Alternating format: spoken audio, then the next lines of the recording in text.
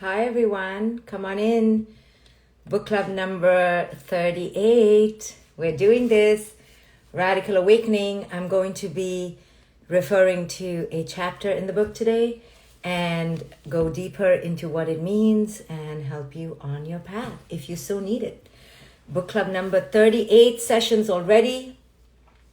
Grab a book, grab it for your sister or her partner, male or female. This is a book that many of you are writing in saying that you are reading it many, many times. So I understand that. That is the way to read it. You cannot get this book on one reading, not because you're not intelligent. It's because I have a big mouth and it's dense. And at first read, it'll give you only one layer of awareness. You have to keep reading this stuff. You know, people often ask me for my Evolve conferences or my courses, what will you be covering this time? Like, is it new stuff? And I go, well, this is not a new song. You know, I'm not putting out a new album for your entertainment. Wisdom is wisdom. There's layers of understanding. So I could say the same thing, but you will be a different person each time you come to the table. But people don't get that until they do the work. So they're like, oh, what will this Evolve cover? Or what are you writing in this book? You know, as if it's up to me to entertain, you know, and not to sound demeaning of that attitude. But it's an attitude that is bereft of understanding that it has nothing to do with the words on the page. The wisdom is right there. It's you come to it differently each time. You know, I do Vipassana meditation. You go for the course, it's the same damn course. Okay, they put on the video at the same time, you meditate the same times, you do the same thing. But I swear to you, each time you go, you're like, I'm telling you, this is a different video. I'm telling you, they did this differently. No, I'm telling you, you're a different person each time you go. So if you aren't evolving, then you are going to think, oh, Dr. Shefali just says the same damn bullshit every damn time. Blah, blah, blah, blah, blah, blah, blah, blah, blah. Yeah, and I understand that is because you haven't evolved. So it's you. It's all you. It's you. Well, I do try to, you know, write it differently and say different things. Of course, that is my job, to not be dull and boring. But really, wisdom is wisdom. It doesn't really move too much. It is what it is, you know. Every year, the fall season, voila, it's the same thing all over again. The leaves fall from the tree. Okay. You know, you don't tell nature, what, again? Again you falling from the tree? Can we have some new seasons? You don't do that because you abide by the wisdom of the age-old ancient wisdom, yes? So in the same way, I'm not saying I'm in any way ancient age-old wisdom, but wisdom is wisdom. So it's, you know, this is not entertainment. I don't write entertainment. I'm sorry I'm not entertaining. I'm not here to motivate you or to entertain you or distract you. I'm here to enlighten you to the best degree I can to do the work. So all to say that this book is not an easy read. It's not a one-time read. It is really something that you have to put into practice, and it takes decades, okay, decades of work.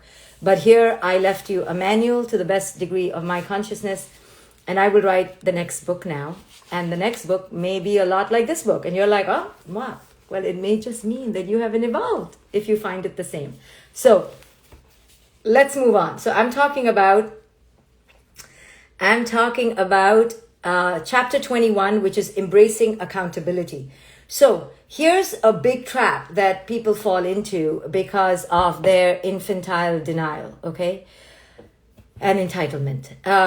Yesterday I talked a lot about compassion, and you should have compassion for yourself, and you should accept yourself without a doubt. But no compassion can occur without brutal self-honesty. So I say this to parents all the time, right? They're like, I hit my kid and I made his ears ring because I was so angry.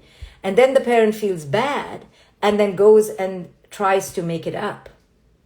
The kid, if it's a teenager and if it has been really abused, knows the parent's game and goes, no. I don't accept your bullshit. right? And the kid remains withdrawn. And the parent will come to me and say, but I said sorry. But I said to the kid that if the kid hadn't done da da da da da, then I wouldn't have done da da da da da. And I say to the parent, that is not an apology. That is not brutal honesty. Brutal honesty is really to say, I'm an M-fucker at times, and I lose my shit, and I have anger issues, and I need to take myself to rehab, and I need to go away.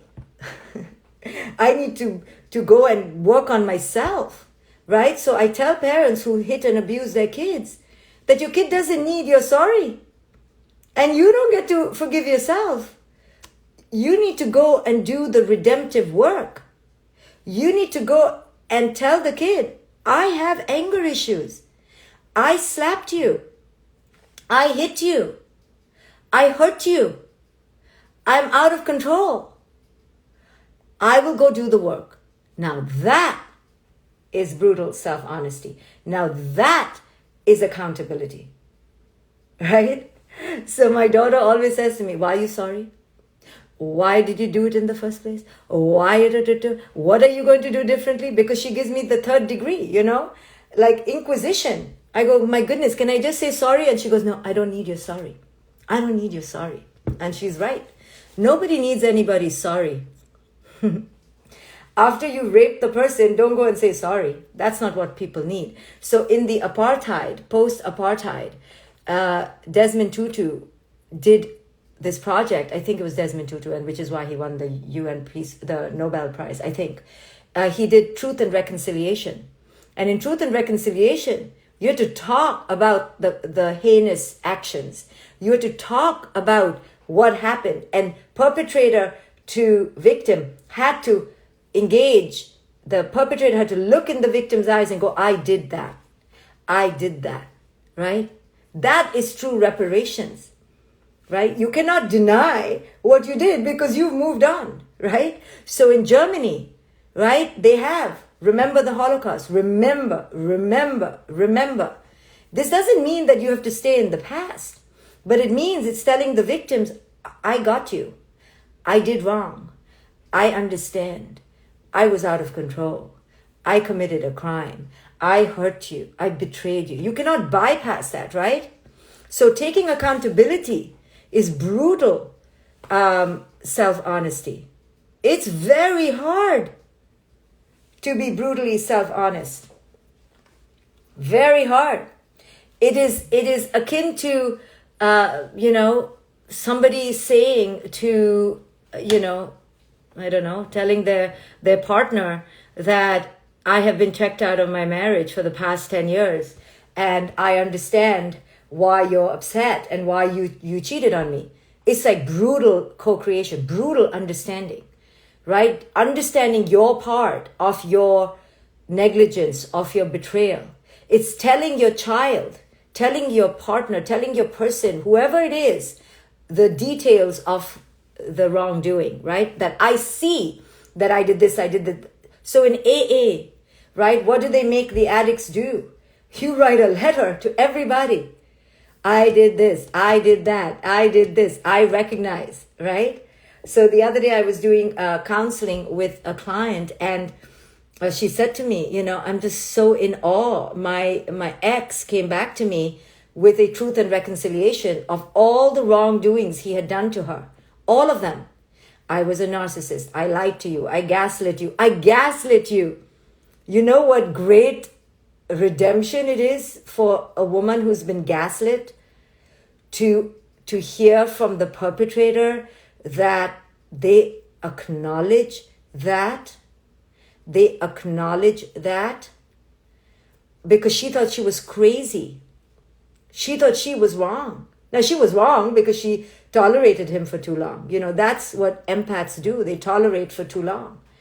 But when she got to me, she came for session and she was in tears saying, he acknowledged the gaslighting. I mean, we both almost just cried. I cried for her because I felt for her. It was redemption. And that is true reparation. So in this country, in America, when white people, some white people, not all, get really upset with, oh, reparation, what reparation? We moved on. No, nobody's moved on. Only the privileged have moved on. Only the crime setters have moved on. Only that piece of society has moved on. The ones who have been hurt have not moved on. They're still in trauma. So true reparation is not necessarily money. It is acknowledgement. It is brutal acknowledgement. Not I did this because you did that.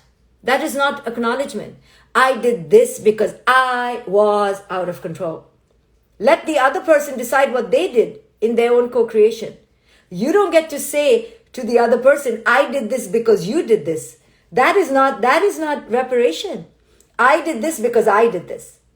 You do whatever you want to do. You come to your own realization. I did this because I did this. I did this because I was out of control. I did this because I was insatiable. I did this because I was twisted. I did this because I was effed up. I did this because I did this because I. Do you understand? That is the powerful reparation. That is the only way to be honest. That is the only way to be brutally accountable. That is why addicts send letters to their victims, pages and pages and pages. And they have to go through many edits. In a real good AA program, they're not allowed to say, I did this because you. I did this because you. So it is about your own self. And then you don't repeat it. Then you take yourself to rehab and you go, I'm not doing it again. I cannot keep hurting this person over and over. So with parents, I say this all the time. Your kid doesn't need your sorry. Don't sit there and say, I only hit you because you were being disobedient. They don't need all that bullshit. You're just trying to redeem yourself from your own guilt. They need you to go to therapy before they get too old and you ruin their lives. And you need to go and take a course in conscious parenting and get your shit together. And show up differently.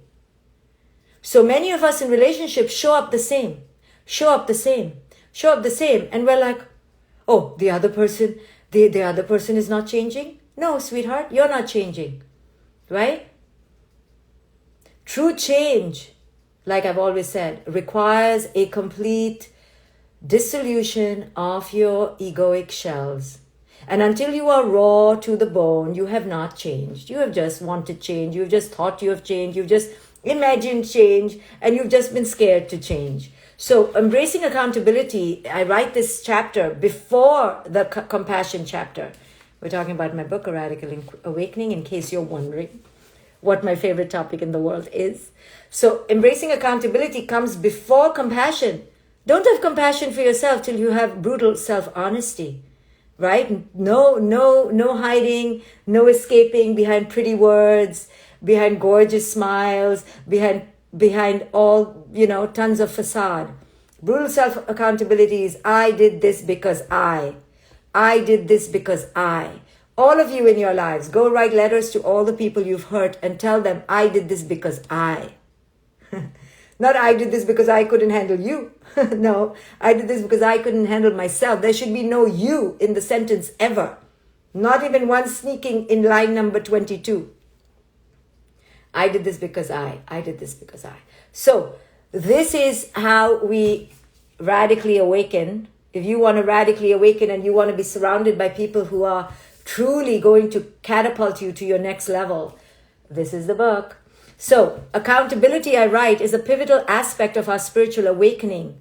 It means we're ready to take responsibility, So, when I do something wrong to, say, my daughter, and then she's upset with me, she always tells me, Mom, I have a right to be upset. I'm like, but you don't have the right to be so upset. But then you have to take responsibility for what comes back. You can't throw it and then don't expect it to boomerang back. You can't. Right? Accountability is understanding cause and effect. It's not like, so I went for a workshop like a decade ago. And in those days, I never used to sign contracts, because I trusted people like a bloody moron. And I never signed contracts. It's because I didn't think, I was naive, so I take accountability. And so the person ended up not paying me the whole thing. And then she's told me to have grace. Okay, like, I hope you have grace and forgive me. And I'm like, so I got really upset. I was like, no, this is not about me having grace. It's about you saying, I'm so sorry, and go make the money. Ask me for an extension and you go work your butt off to pay me what you owe me. But you see how people do? They're like, they do the wrong and then they're like, you show grace. Correct? So the other day I threw something out in my daughter's room, which I don't know what psychedelics I was under the influence of, because I never ever touch a thing in her room. Even her underwear from 4th grade. If she wants it, I'm like, you keep it. But that day I went into her room and it was like a name tag or sign made out of wood, her name, but it was broken. So I thought, okay, this is garbage from my maternal point of view, and I tossed it. Who knows and who knew that the child wanted the broken thing? Okay, 18-year-old girl wants it from I don't know what. Screaming, how dare you touch my stuff? So of course, I wanted to be like, because I wasn't ready to take accountability, I wanted to be like, look at you. How are you screaming? How are you yelling? Right? We do this to black people when they riot. We're like, look at them. How can they be so angry? They should not break the law. Right? We are very superior. So I was like this with my daughter. How could you do this? I didn't do something so bad. I did that. And I'm justifying my bullshit and I'm putting her down. So she got more angry. Because you don't do that to my daughter, okay? She's been my daughter for a long time. She's like, you will take my wrath now. How dare you? So when wisdom hit me, I shut up and I was like, you're right. I was under the influence. She's like, no, you were not. You were not. I was like, you're right. I don't take drugs. She's like, how dare you? What was wrong with you? I was like, sometimes I lose it. I don't know. Once in 20 years. I've never gone into her room to throw something out, but I made a mistake. So I had to eat crow. I don't know what happened to me, but obviously my mind was abducted. And I'm so sorry. I'm so sorry. I'm so sorry. I'm still saying sorry. It's been 2 months. And I bought her 10 more signs. And she's like, now I want them broken the same way.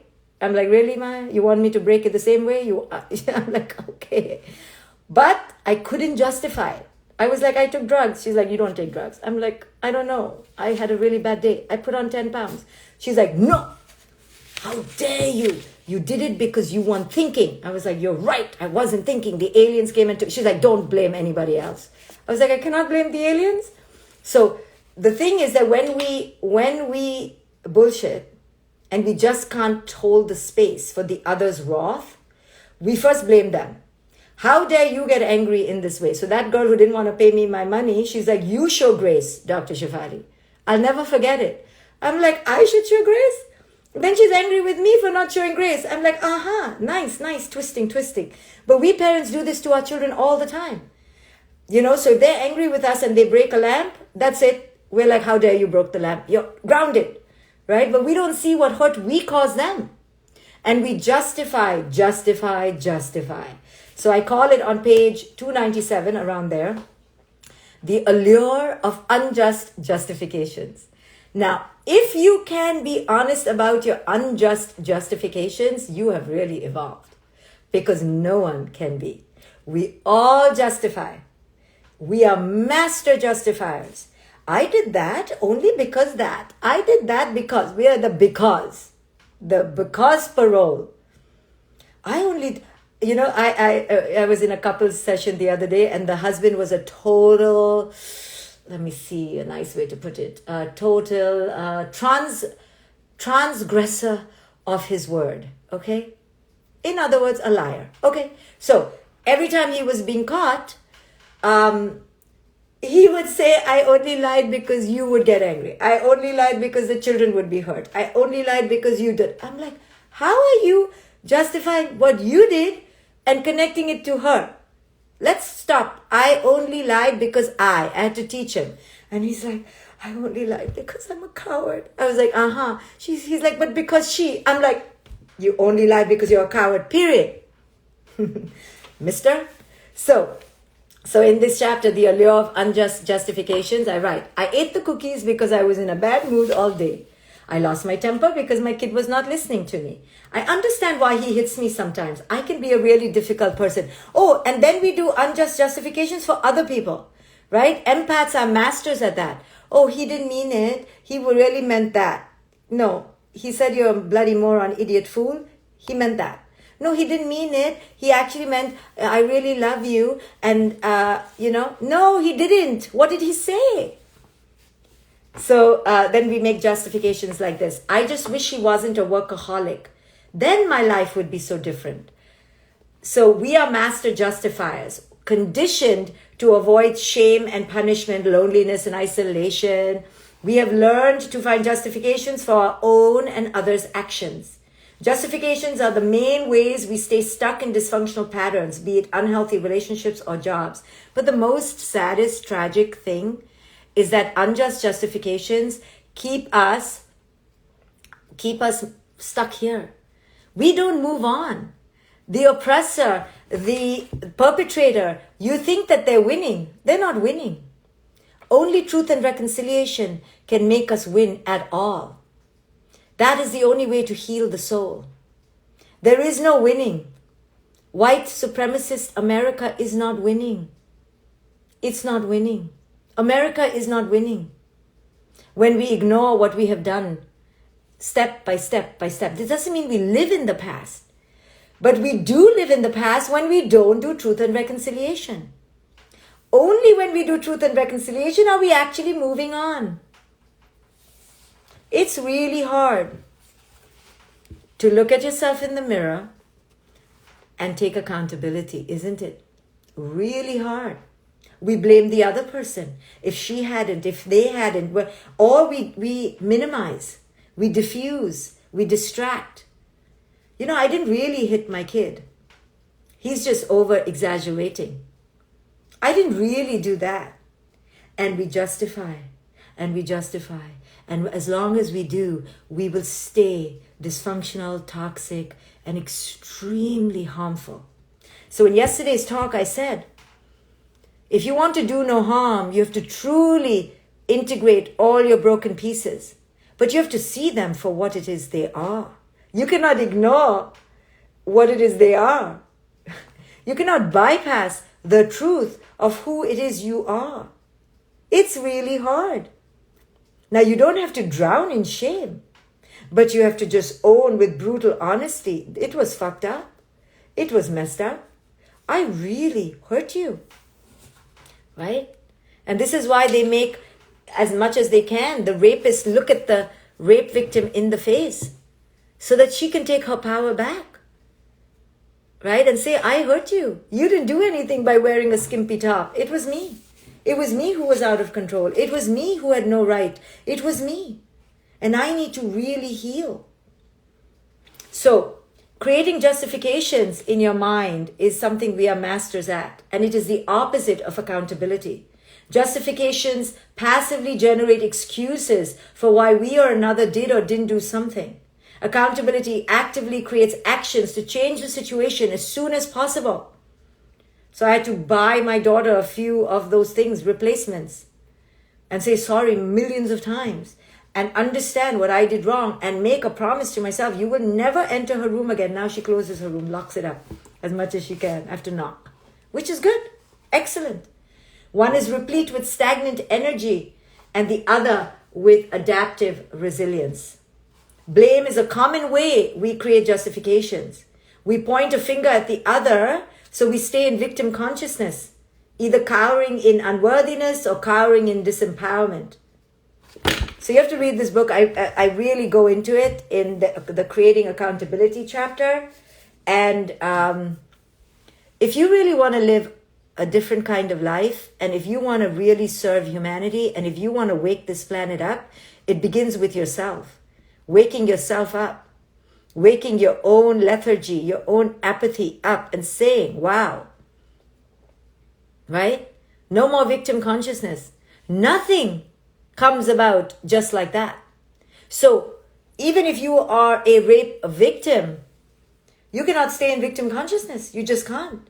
So if you can't stay in victim consciousness, if you are a rape victim, how can you stay in victim consciousness if you are the perpetrator? But people do. People do because the ultimate narcissism is self-preservation. The ultimate entitlement, the ultimate grandiosity is to preserve the self. And as long as we feel okay and we look okay and we take care of ourselves, it doesn't matter what wreckage is caused to the other. We make justifications, well, they deserved it. We make justifications, well, they can handle it. Then we make justifications. You know, I was with a very wealthy person the other day, and I asked them about, you know, their betrayals in their lives. And he's like, so many people have taken money from me and betrayed me. And the justification they create is that, oh, I'm so wealthy. They decide, for me, I'm so wealthy, let's help the person unburden their wealth. You know? So the human condition is really, really lethargic, infantile, apathetic, and truly problematic. Okay? And this is why we live in a great pain body of racism, elitism, poverty. This poverty in the world is not created by enlightened people. Racism in America is not created by enlightened people. The acute and blasphemous casteism in my country, it's not mine, is created through extreme ignorance. You know? And ignorance is not out there. It very much lives in each one of us. So our goal in life is to ask ourselves, how have I harmed another? Where have I caused harm?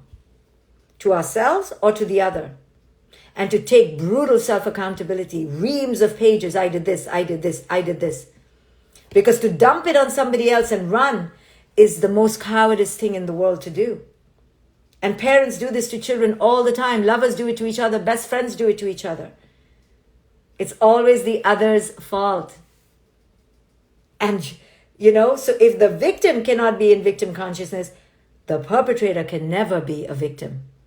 But this is the hard thing for perpetrators to understand, right?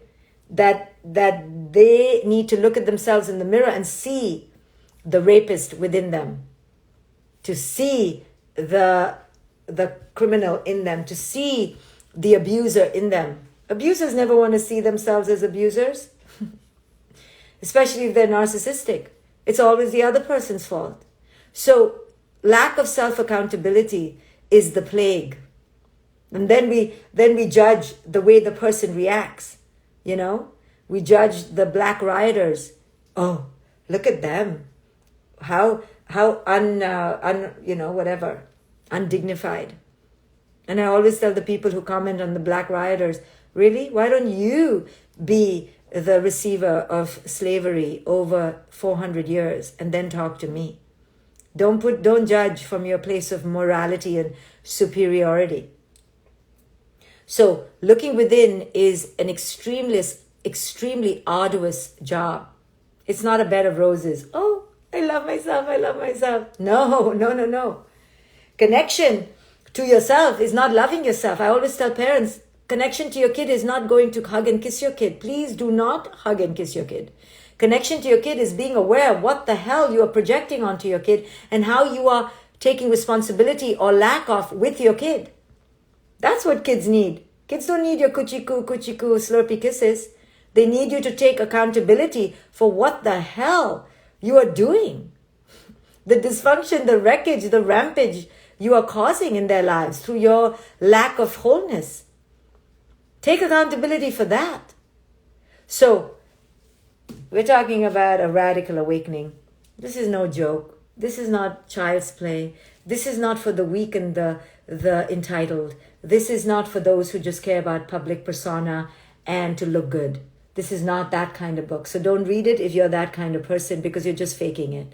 If you really want to radically awaken, then I'm your girl. And this is your book. So, I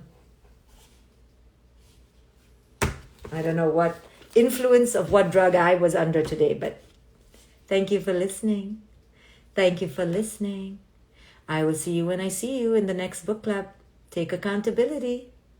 Don't bullshit, because everyone can smell it. Bye, guys.